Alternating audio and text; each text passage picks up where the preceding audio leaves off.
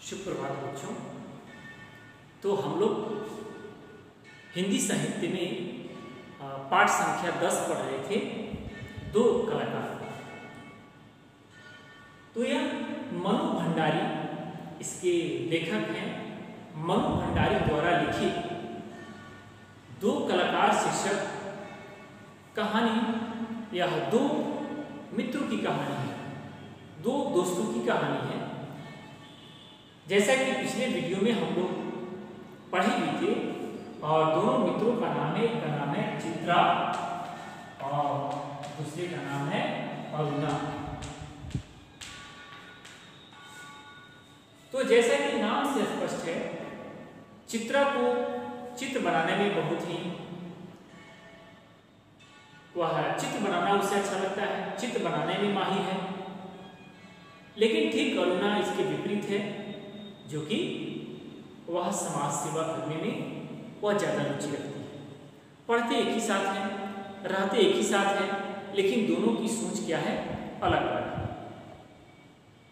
तो इसलिए यहाँ पे लेखक यह दर्शाने का प्रयास किया है कि सभी बच्चे एक साथ रह करके पढ़ते हैं, लिखते हैं, एक माहौल में रहते हैं, लेकिन सबकी मंजिल जो है क्या होती है, अलग होती है। तो जिस मंजिल पे जो जाता है वह उसी में उसे आगे बढ़ना चाहिए। तो हम लोग पढ़े थे कि जब चित्रा को चित्र बनाने में वह इतनी महारत हासिल कर लेती है कि उसे विदेश जाने का ऑफर आता है और वह विदेश जाने लगती है, तो अरुणा उसे समझाती है कि इन चित्रों में क्या रखा है, तुम ये चित्र बना करके क्या करेंगे, किसी की सेवा करके, समाज सेवा करके किसी का कल्याण करो। लेकिन चित्रा वैसी नहीं है। चित्रा को चित्र बनाने में, पेंटिंग करने में ही वह अच्छा समझता है। अब आइए आगे देखते हैं। वह काम तो तेरे लिए छोड़ दिया है, मैं चली जाऊंगी तो जल्दी से सारी दुनिया या कल्याण करने के लिए झंडा लेकर निकल पड़ना। और चित्रा हंस पड़ी। तो जब अरुणा यह कहती है कि तुझे भी कुछ मानव कल्याण करना चाहिए, तो चित्रा कहती है कि वो काम मैं तुम्हारे ऊपर छोड़ दी, समाज सेवा का काम तुम करो। यानी चित्रा अरुणा को समझा रही है। 3 दिन से मूसलाधार वर्षा हो रही थी, बहुत जोरों की बारिश हो रही थी। जैसा कि हमारे यहाँ अभी कुछ दिन पहले हो रही थी, बहुत जगह बाढ़ आ गई थी। हालांकि बाढ़ तो अभी भी है। तो बाढ़ से और बारिश से क्या तबाही हुई है, इसका प्रत्यक्ष उदाहरण इस साल देखने को मिला है, या हर साल देखने को मिलता है। रोज अखबारों में बाढ़ की खबरें आती थी। बाढ़ पीड़ितों की दशा बिगड़ती जा रही थी और वर्षा थी कि थमने का नाम नहीं ले रही थी, क्योंकि बाढ़ आने का सबसे बड़ा कारण है वर्षा। अरुणा सारा दिन चंदा इकट्ठा करने में व्यस्त थी। एक दिन आखिर चित्रा ने कह दिया, तेरे इम्तिहान सिर पर आ रहे हैं, कुछ पढ़ती लिखती है नहीं, सारा दिन बस भटकती रहती है। माता पिता क्या सोचेंगे कि इतना पैसा बेकार ही पानी में बहाया। ठीक है। तो चित्रा जो है वह चित्रा अरुणा को समझा रही है ना, क्योंकि अरुणा देख रही है कि बारिश हो रही है, बाढ़ आ गई है, लोग बाढ़ से त्राहिमाम हैं और यह समाज सेवा करना चाहती है, बाढ़ पीड़ितों की सेवा करना चाहती है। लेकिन चित्रा कह रही है कि तुम तो देख रही कि इम्तिहान सिर पर आ रहा है, परीक्षा नजदीक आने वाली है और तुम चंदा इकट्ठा करके और बाढ़ पीड़ितों की सेवा में लगी है। तो आज शाम को स्वयं सेवकों का एक दल जा रहा था। स्वयं सेवक का मतलब होता है NGO, नॉन गवर्नमेंट ऑर्गेनाइजेशन। तो स्वयं सेवकों का दल जा रहा था और प्रिंसिपल से अनुमति ले लीजिए।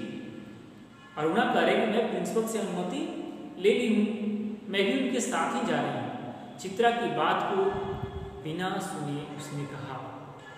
शाम को अरुणा चली गई। 15 दिन बाद वह लौटी तो उसकी हालत काफ़ी खस्ता हो गई थी। सूरत ऐसी निकल आई थी कि मानो वह 6 महीने से बीमार हो। चित्रा उस समय गुरुदेव के पास गई थी अरुणा नहा धोकर खा पीकर लेटने लगी। तभी उसकी नज़र चित्रा के नए चित्रों की ओर गई। 3 चित्र बना रखे थे, तीनों बाढ़ के चित्र थे, जो दृश्य वो अपनी आंखों से देखकर आ रही थी। वैसे ही दृश्य यहाँ भी अंकित थे। उसका मन जाने कैसे कैसे हो गया। यानी चित्रा भी बाढ़ पीड़ितों पर आधारित चित्र बना रही थी। देखिए, अरुणा बाढ़ पीड़ितों की सेवा कर रही थी और चित्रा बाढ़ पीड़ितों से संबंधित चित्रें बना रही थी। शाम को चित्रा लौटी तो अरुणा को देखकर बड़ी प्रसन्न हुई। क्यों चित्रा, तेरे जाने का तय हो गया? तो अरुणा पूछ रही है चित्रा से, तुम तो विदेश जाने वाली थी। हाँ, अगले बुध को मैं चली जाऊंगी और बस 1 सप्ताह बाद हिंदुस्तान की सीमा के बाहर पहुंच जाऊंगी। कह रहे कि अगले सप्ताह में चले जाऊंगी। उल्लास उसके स्वर में छलक पड़ रहा था। सच कह रही है तू चली जाएगी? चित्रा, हाँ, 6 साल से साथ रहते रहते यह बात मैं तो भूल ही गई। कभी अलग भी रहना पड़ेगा। तो तू चली जाएगी तो मैं कैसे रहूंगी? उदासी भरे स्वर में अरुणा ने पूछा। लगा जैसे स्वयं से ही पूछ रही है, क्योंकि आप लोग भी एक साथ पढ़ रहे हैं, सबकी मंजिलें अलग अलग हैं, तो सब कोई अपने अपने मंजिल की तरफ चले जाएंगे और ये माहौल आपको फिर दोबारा अब नहीं मिलेगा। उसी प्रकार से चित्रा और अरुणा भी थे। कितना स्नेह था दोनों में। सारा हॉस्टल उनकी मित्रता और ईर्ष्या की दृष्टि से देखता था।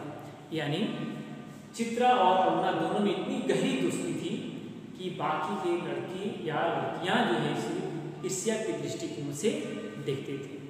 आज चित्रा को जाना था।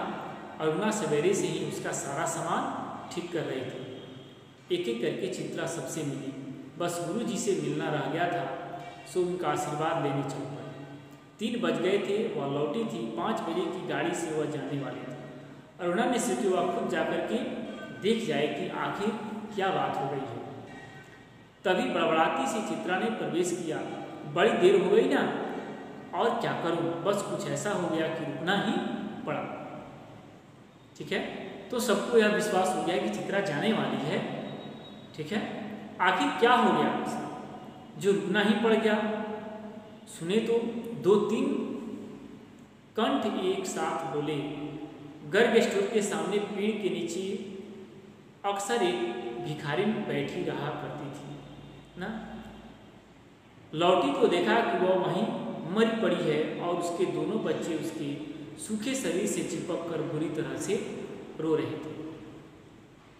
तो चित्रा जब यह सुनती है कि इस जगह पर एक भिखारिन है, वह मर गई है और उसके दोनों बच्चे उसे शरीर से चिपक कर के रो रहे थे, जाने क्या था उस सारे दृश्य में कि मैं अपने को रोक नहीं सकी। एक रफ सा स्केच बना ही डाला, बस इसी में देर हो गई। 4:30 बजे चित्रा हॉस्टल के फाटक पर आ गई और तब अरुणा का कहीं पता नहीं था।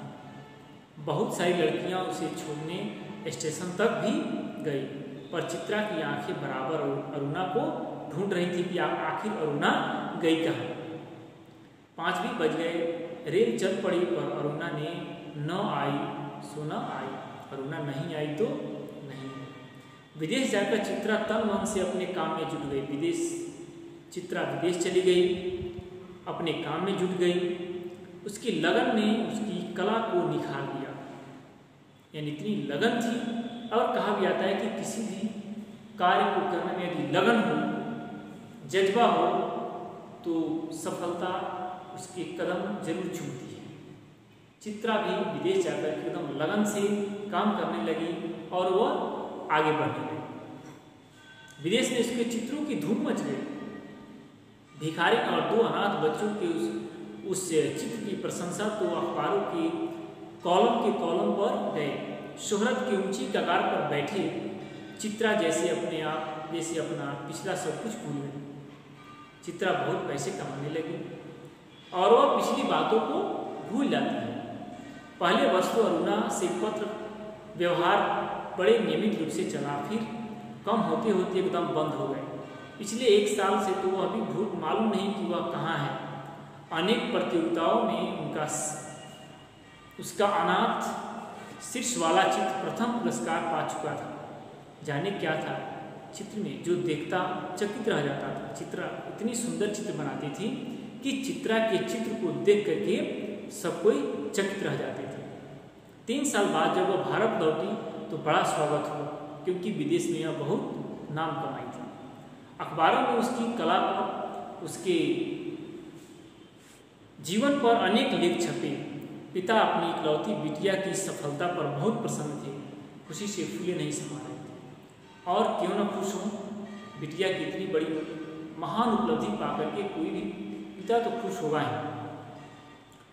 दिल्ली में उसके चित्रों की प्रदर्शनी का विराट आयोजन किया गया। उद्घाटन करने के लिए चित्रा को ही बुलाया गया था।